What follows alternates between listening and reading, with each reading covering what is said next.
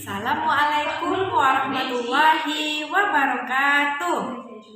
Hai anak-anak bunda, bagaimana kabarnya? Semoga selalu dalam keadaan sehat dan selalu dalam lindungan Allah Subhanahu wa Ta'ala. Baiklah, kembali lagi bersama Bunda Tika dalam pembelajaran tema. Nah, sudah siap anak-anak bunda untuk belajar? Let's go! Yang pertama yaitu hubungan antar makhluk hidup dalam ekosistem, yaitu tentang peran makhluk hidup dalam rantai makanan.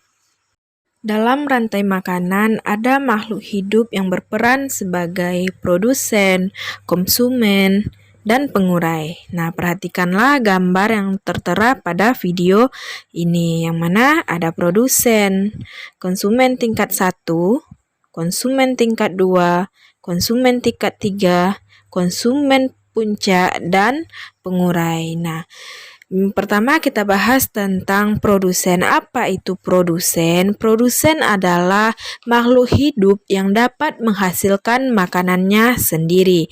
Nah, produsen ini memiliki kemampuan melakukan fotosintesis sehingga mampu menghasilkan makanan yang diperlukan oleh makhluk hidup lainnya. Nah, contoh produsen ini dapat berupa tumbuhan seperti rumput misalnya dan fitoplankton. Ya, fitoplankton ini adalah produsen di perairan. Nah, kalau di daratan kering ataupun daratan rendah seperti kita ini, maka produsennya lebih umum yaitu tumbuhan. Contohnya yaitu rerumputan.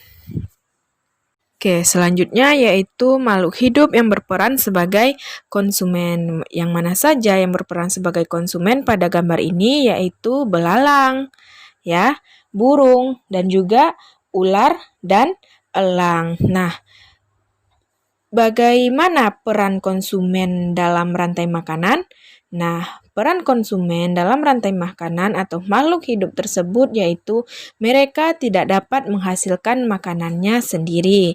Nah, di dalam rantai makanan tersebut, konsumen terbagi menjadi 4 tingkatan ya. Jadi 4 tingkatan. Yang pertama yaitu konsumen tingkat 1. Nah, konsumen tingkat 1 ini yaitu konsumen yang langsung memakan produsen. Ya, yang langsung memakan produsen. Nah, konsumen tingkat 1 adalah herbivore, yaitu makhluk hidup pemakan tumbuhan. Contohnya pada gambar ini dapat kita lihat yaitu dapat belalang, tikus, dan ulat. Itu dia. Lalu kita perhatikan sekarang konsumen tingkat 2 yaitu ada burung. Nah, konsumen tingkat 2 ini yaitu konsumen atau makhluk hidup yang memakan konsumen tingkat 1. Nah, konsumen tingkat 2 ini dapat berupa hewan herbivore yaitu hewan pemakan hewan lainnya, yaitu ataupun hewan yang omnivore yaitu pemakan tumbuhan dan hewan lainnya. Contohnya yaitu kadal, katak, dan ayam. Nah, selanjutnya yaitu konsumen tingkat 3, yaitu konsumen yang memakan konsumen tingkat 2. Contohnya ular, musang, dan burung hantu. Selanjutnya konsumen puncak, yaitu konsumen yang tidak memiliki pemangsa lagi ya. Contoh di gambar ini yaitu merupakan burung elang ya. Nah, konsumen tingkat pemuncak ini yaitu yang tidak dapat dimangsa oleh hewan ataupun makhluk hidup lainnya. Nah, konsumen tingkat 3 juga dapat menjadi konsumen pemuncak. Jadi, konsumen pemuncak itu tidak hanya terletak pada yang terakhir atau keempat, namun konsumen tingkat 3 juga bisa dikatakan dengan konsumen pemuncak ya. Selanjutnya yaitu makhluk hidup yang berperan sebagai pengurai dalam rantai makanan. Nah, sebagai pengurai yaitu makhluk hidup yang menguraikan sisa-sisa tumbuhan makhluk hidup lain yang telah mati menjadi zat-zat hara dalam tanah. Nah, zat-zat yang telah diuraikan tersebut kemudian digunakan oleh tumbuhan untuk pertumbuhannya. Contoh pengurainya yaitu dapat berupa jamur, cacing tanah, dan bakteri yang lainnya. Selanjutnya kita masuk pada aliran energi di suatu ekosistem. Oke, kita masuk pada penjelasannya. Nah, aliran energi terjadi di ekosistem padang rumput ya.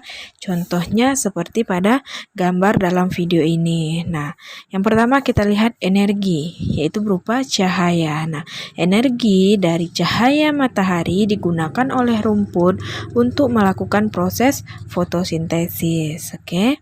Nah, rumput berperan sebagai produsen sehingga rumput dapat menghasilkan energi berupa makanan yang disimpan di bagian-bagian tubuhnya, misalnya daun dan buah. Nah, dalam hal ini terjadilah aliran energi dari cahaya matahari ke rumput. Nah, selanjutnya yang kedua yaitu ada rusa.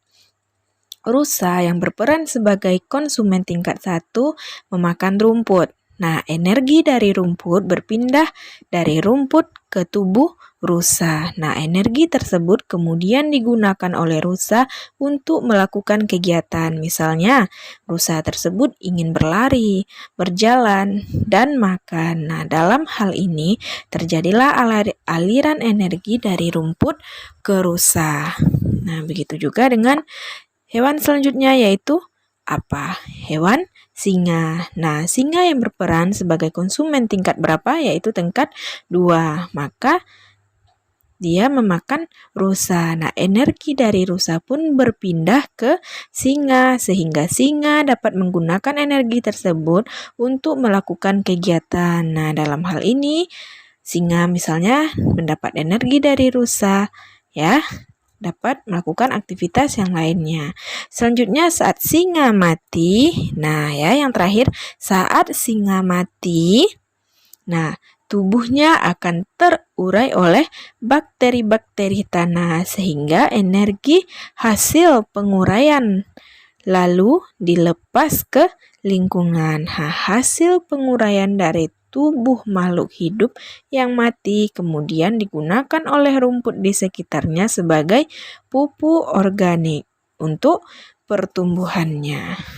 Nah, begitulah jika salah satu komponen dalam rantai makanan tersebut mengalami kepunahan sehingga aliran energi akan terganggu atau terputus. Nah, hal itu dapat menyebabkan ketidakseimbangan ekosistem padang rumput tersebut ya. Selanjutnya, hubungan yang terjadi antar makhluk hidup yang berbeda. Pertama yaitu simbiosis mutualisme.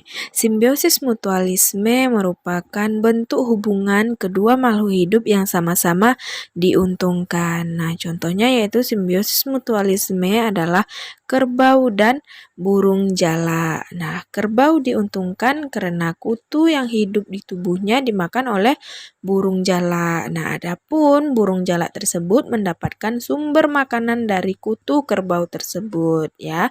Nah, contoh lain yaitu lebah dan bunga. Itulah simbiosis mutualisme, yaitu simbiosis yang saling menguntungkan. Yang kedua yaitu simbiosis komensalisme. Simbiosis komensalisme merupakan bentuk hubungan kedua makhluk hidup yang salah satunya diuntungkan. Nah, jadi komensalisme ini adalah hubungan yang hanya menguntungkan salah satu makhluk hidup saja, namun makhluk hidup lain tidak diuntungkan, namun dirugikan. Nah, contohnya yaitu ikan hiu dan ikan remora. Dan yang ketiga yaitu simbiosis parasitisme.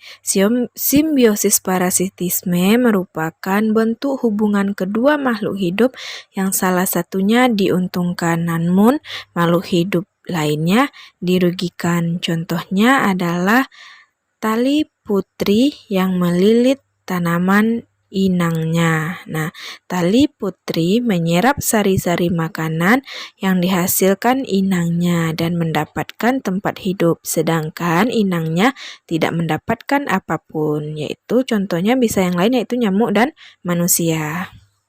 Oke anak-anak bunda, Sekian pembahasan tentang pembelajaran kali ini. Sampai jumpa di pembelajaran selanjutnya. Wassalamualaikum warahmatullahi wabarakatuh.